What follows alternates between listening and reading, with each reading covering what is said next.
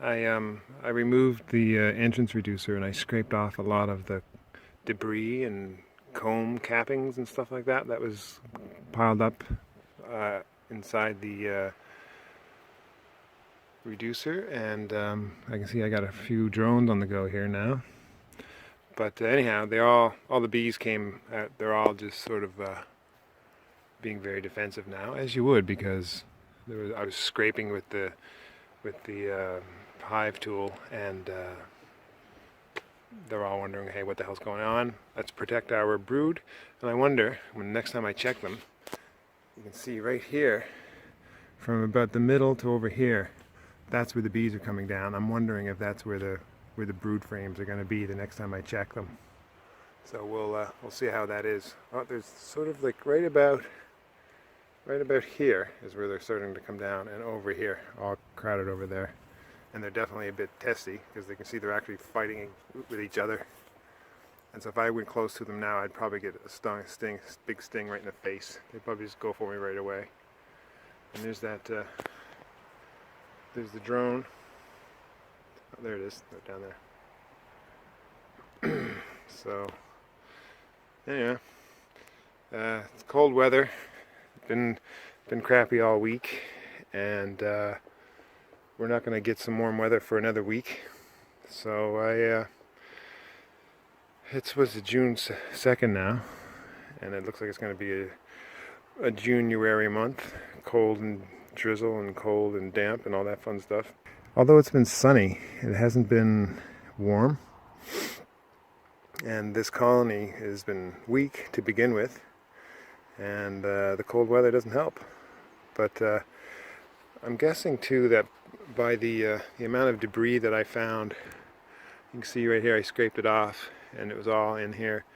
The amount of debris that I'm finding in there, and it's wax capping debris. So what they're doing is they're opening up the capped wax to feed baby bees, to mix it with pollen to make bee bread, and probably to make room for the queen to lay as well.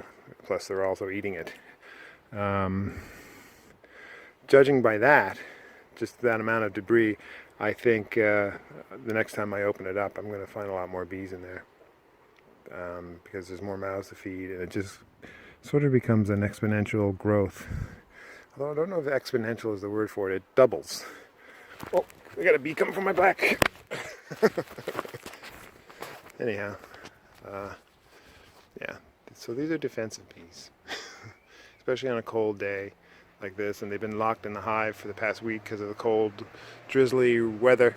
And so they're just not in a good mood. When they're all cramped up like that and they're stuck in the hive and they'd rather be outside doing stuff, they get cranky. So I'm just going to leave these bees alone.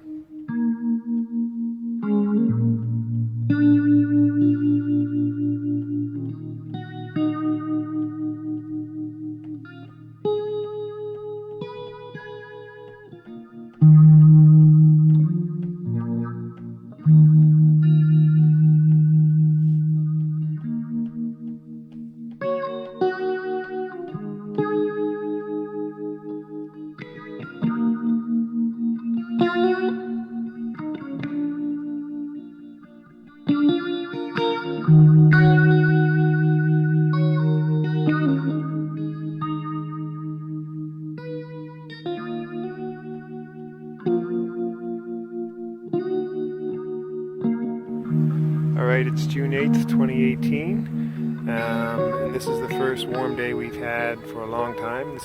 I could probably open up the hive and take a look at it today, but if so, it would have been the first day since May 19th that I've been able to open the hives.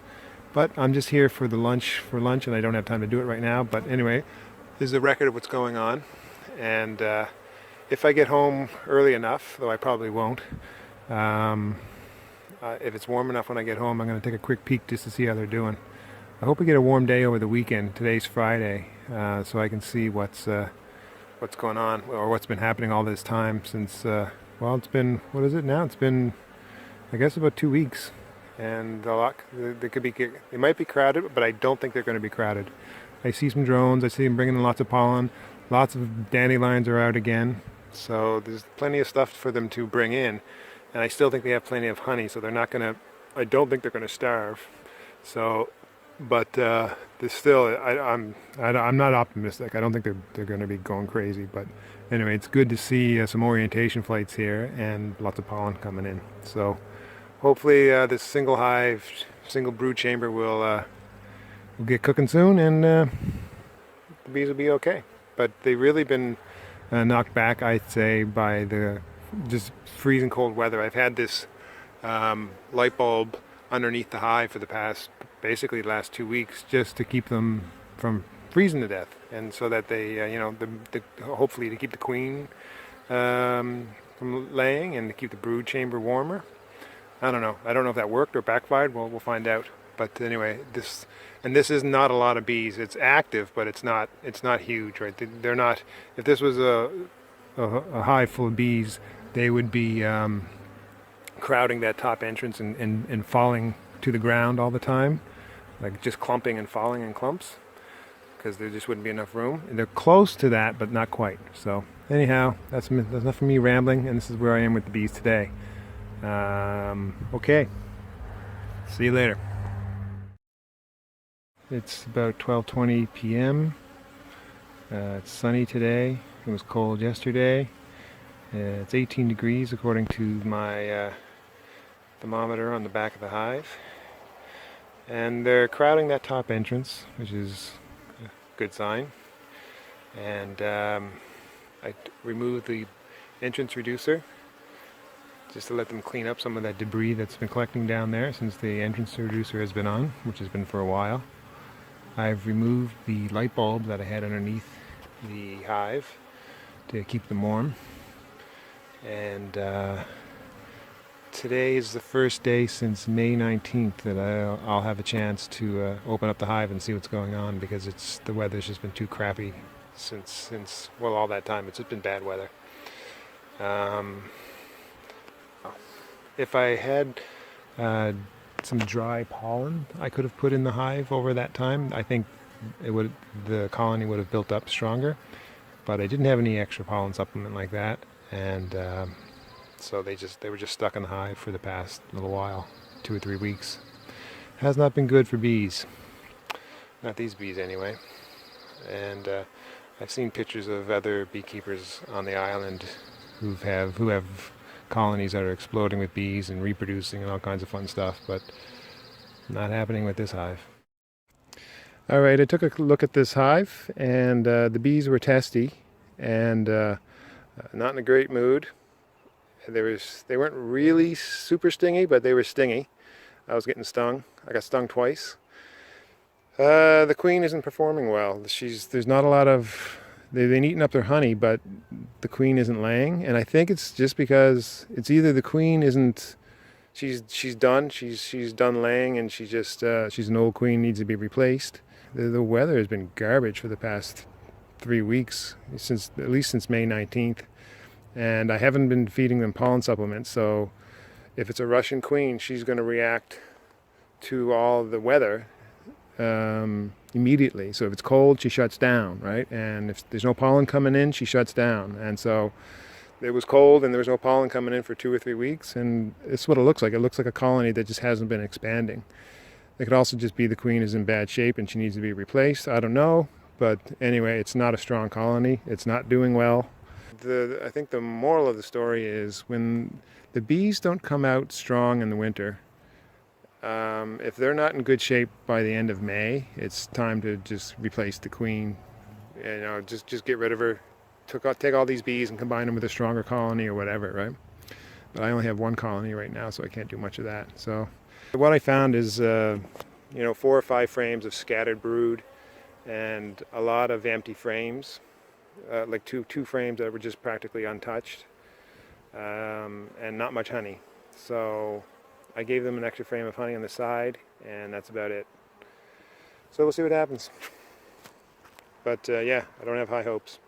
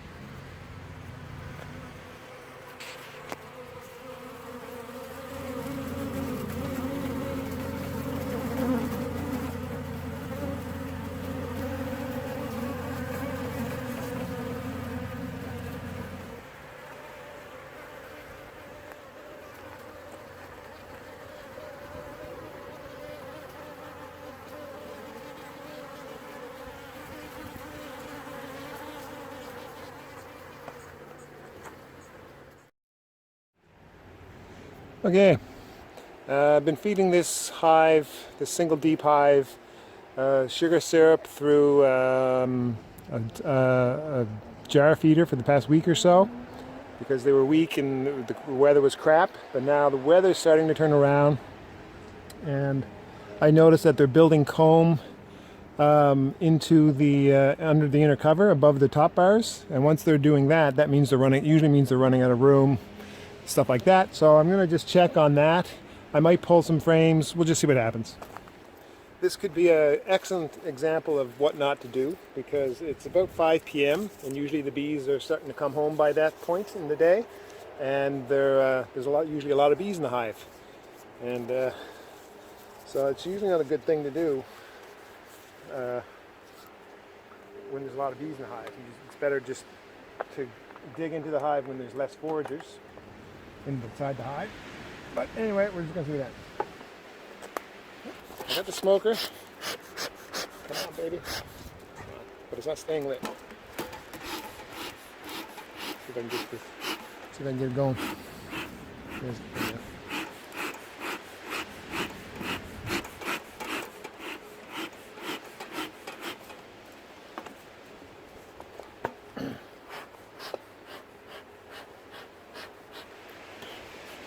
I do have a bee jacket, but it's a bit too small, so I'm just going to avoid it for now.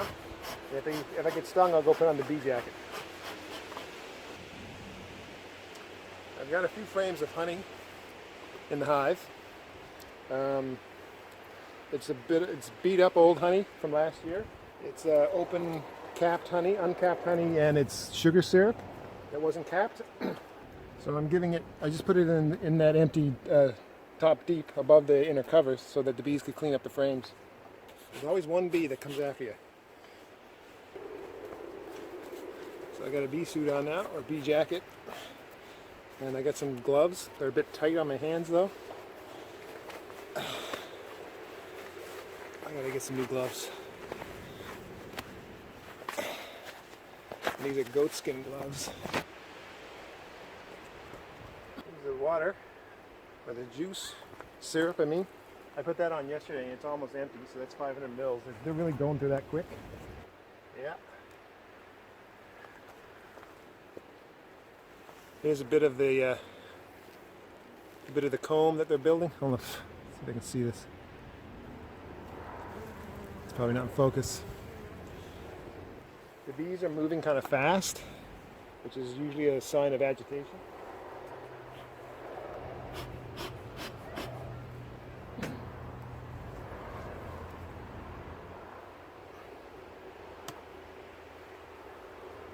Oh, not too bad.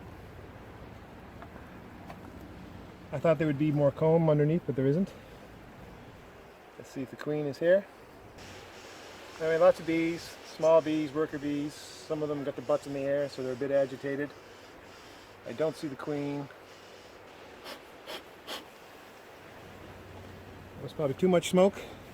I see bees between all the frames. On this side, there's a couple over here. They're not thick on this side, but they're thick on most of them, so that's good. We've had some new brood come out then. There we go. So this is the frame on the edge, and it's, I would say, completely empty. It's probably one of the dirty frames that I put in there, and I let them clean it up. So they're still cleaning that up. That's good enough for me. Nope, this is an empty frame. I can just, right away you can feel the weight of it. Now this feels empty too. That's got some nectar, some drones banging around, some fresh pollen. So that's the third frame in. I'm starting to see nectar and pollen. And then that side's nothing. Yeah, I got a few trying to bot me. That's all it takes is just one out of 10,000 bees. Okay, we got some brood here. Got a queen cup. I'll just take a look inside that queen cup. Yeah, it's empty.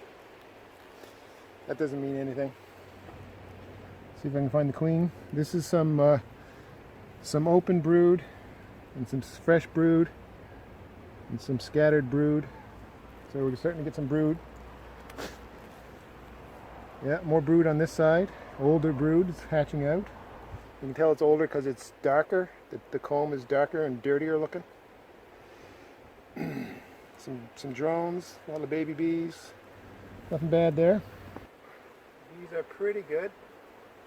It's not a strong booming hive though, especially if you only consider that it's a single deep. Alright, I better find the queen on this hive, this frame. Let's see.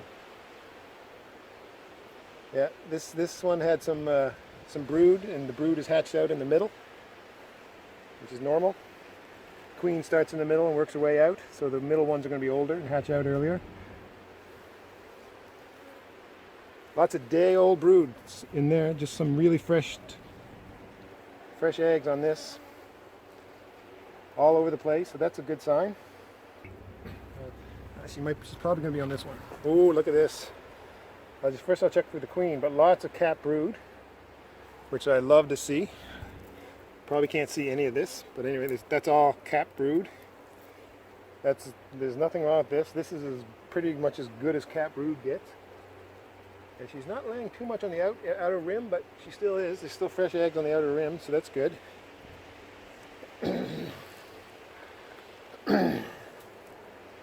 Yeah, some brood, and this is looking really nice.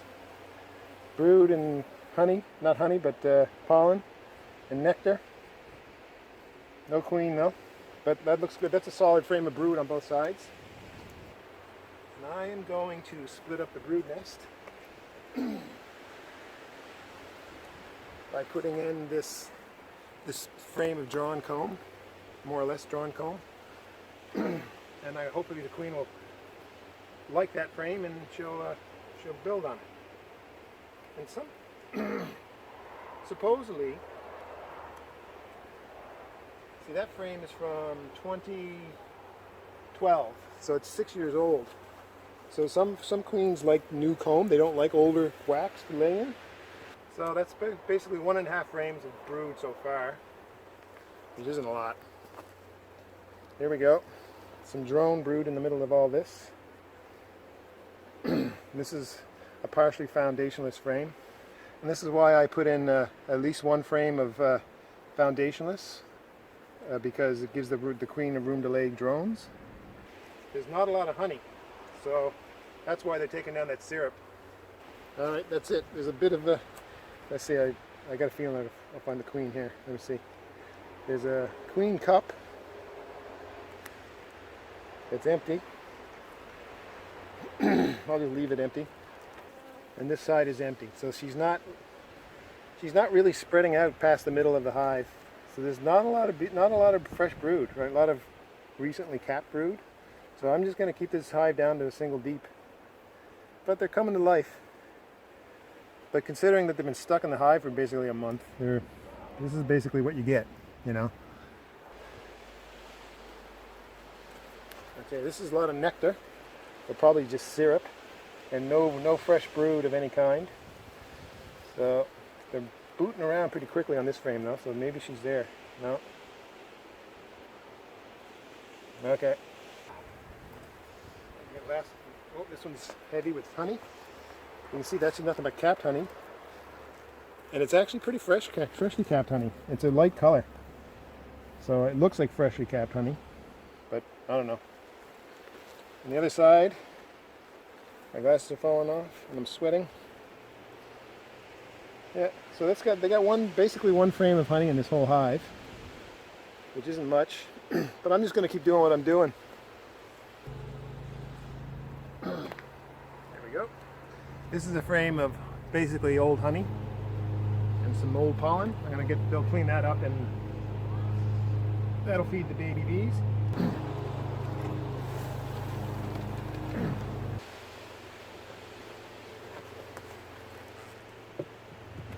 That's it. So the queen is laying, but I only saw one solid frame of capped brood, and I saw maybe, I didn't count, but I guess 2 or 3 other frames with brood on them and fresh eggs. So the queen is laying. I saw fresh eggs from today, so she's going. But she's probably not going like crazy because it's just been cold. The bees haven't been able to get out. They were stuck in the hive yesterday, and for pretty much since like May 19th or so, whatever it was, they were just stuck in the hive for a long time, not bringing in pollen or nectar. And I only started giving them artificial nectar through sweet or thin sugar syrup last week.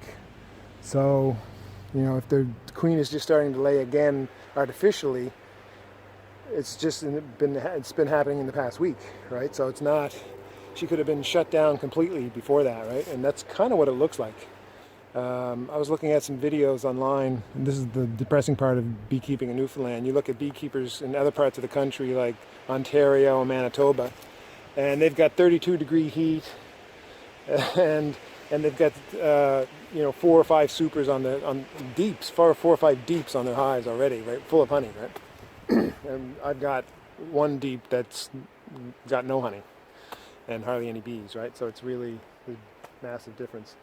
Curious to see what my bees are going to be like when I get them either this weekend or the next weekend, because I know some of them are strong and some of them are weak, and curious to see how strong the strong ones are, because I really, if this weather keeps up, it's going to be a bust for beekeeping this summer. I've seen people with friendly bees, like beekeepers who just beekeep with a veil and a t-shirt and no gloves. And they're not getting stung, and I can do that sometimes. I've done that a couple times, but I usually do it under very specific circumstances. I'm not shaking bees. I'm not doing anything that's really disruptive when I'm just walking around in a t-shirt. And I've seen beekeepers who are doing massive inspections, pulling out every frame, shaking off every frame, and they're not getting stung. And what it is, I think there's 2 things at play here. There's genetics. They've got the probably